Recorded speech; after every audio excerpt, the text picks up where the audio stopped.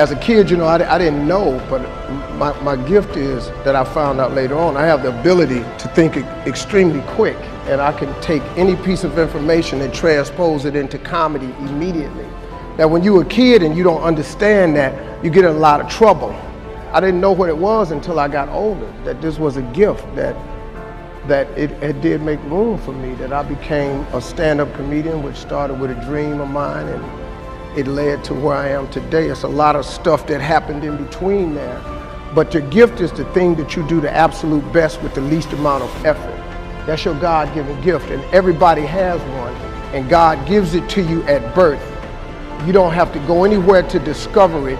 It's not in the water, it's not on a mountaintop, it ain't hid under a rock. Your God-given gift is instilled in you at birth. If you pursue that as opposed to your passion, there lies your greatest chance for success. The problem with people is we don't pursue our gift oftentimes. We try to go get an education and make it think that's gonna get us somewhere. If you identify that gift, man, that gift is the thing that can make you great. We're all participating in this thing called life. Life has ebb and flows, mountaintops, it's got valleys, it's got thunderstorms in it, earthquakes. This life, you stop expecting it to go smooth, because it ain't finna go smooth. The road to success is always under construction. This life ain't set up to be smooth. You combat negativity and you combat discouragement with gratitude. It's the one way to combat discouragement is with gratitude. What messes you up is you focus on the thing that's not happening, and that causes you to get discouraged. So whenever you get discouraged, you have to change your focus from what's not happening to what has happened, and it straightens you out immediately. Because what causes the downslide is if you get wrapped up into what ain't happening, it get ugly, man, and it just snowballs. But you have to focus on gratitude. People don't understand how serious gratitude is. It's a serious principle of success. It's hard to be miserable and grateful at the same time. You have to take chances in life. If you don't take chances in life, you'll never have the life God has for you. Life is about risk. If you play it safe in life, you ain't gonna have much of a life. If you play it safe, you won't have much of a life. Life is risk. It takes courage to pursue your dream. I just did it. It cost me everything, but eventually God is very good, man, when he sees you take a leap of faith. He supplies you everything you need. Now it's gonna cost you something, but most people are not willing to pay what it costs to go after your dream, because you're gonna have to hurt a little bit. And most people don't like being uncomfortable. If you don't wanna be uncomfortable, please do not pursue success, because success is a very uncomfortable feeling. And I learned to be comfortable being uncomfortable. See, if you think you're too old to make it, let me give you a prime example. Colonel Sanders. Colonel Sanders has been frying chicken his whole life. He was telling everybody he had the best chicken in the world. Ain't nobody believe him. They turned him down everywhere. Colonel Sanders didn't get a franchise till he was in his 60s. Kentucky Fried Chicken sell more chicken than anybody in the world today. So if you're sitting there thinking because you got a little gray on you, you too late, as long as God waking you up in the morning, that's the sign that he ain't through with you. So what you tripping for? Last year I spoke at the SALT convention. The SALT convention is where billionaires from around the world gather. They gather in Vegas once a year to talk about how they're gonna change the world.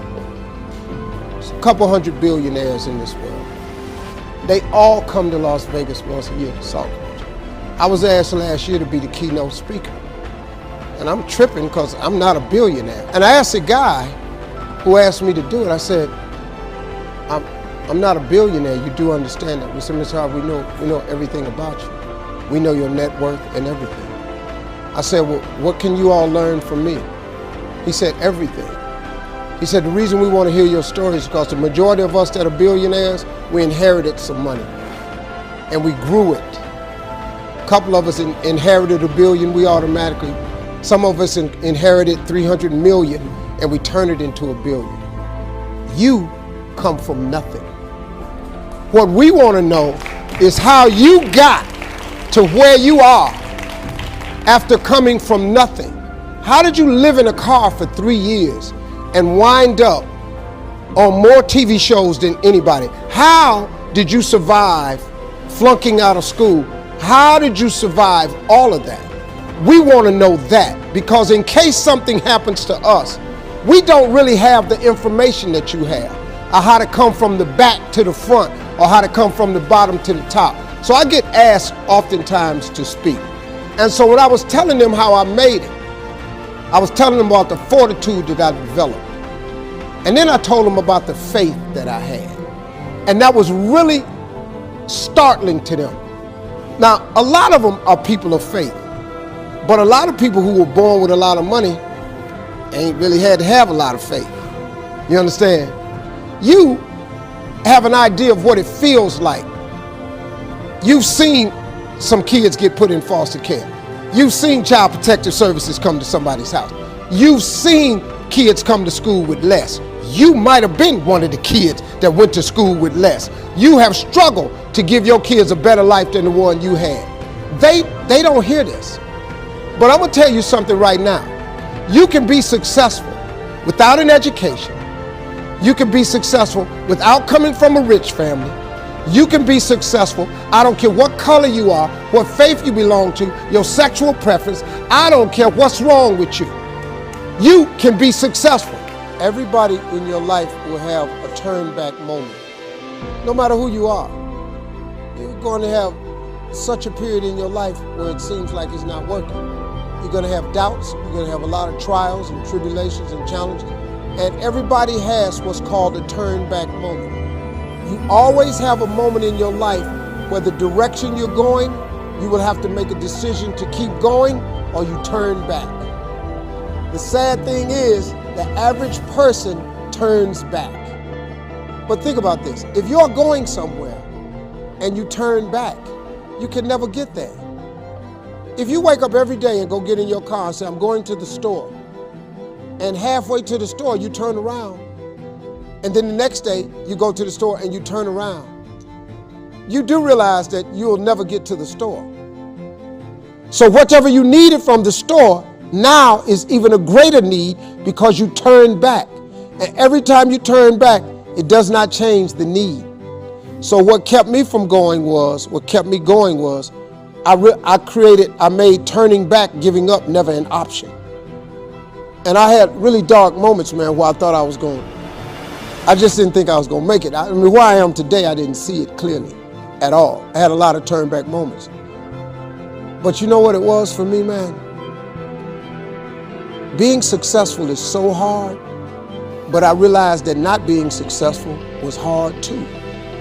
The difference between not being successful hard and trying to get successful and hard, if you're trying to get successful and it's hard, at least there's some payout. There's a payoff. If you hang in there, there's payoff. When you're not successful, it's hard. It's hard not having money. It's hard never knowing how to come up with your mortgage and your bond and your rent. It's hard not knowing that. Right? How you gonna feed your children? How you gonna pay your bills? It's hard, ain't it? So if it's hard that way, and it's hard being successful, I might as well deal with how hard it is to be successful, because at least one day that could be a payout. If you just stay in the hard part of life of not being successful, ain't no payoff.